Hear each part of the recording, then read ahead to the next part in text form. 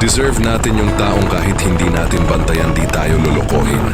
Minsan mapapatanong ka na lang kung may ganun pa ba. Pero totoo, meron. Kailangan lang natin matutong pumili at magtiwala sa tamang tao. Kasi hindi lahat ng nagpapakita ng sweetness ay sincere. Sa panahon ngayon, loyalty is the real flex.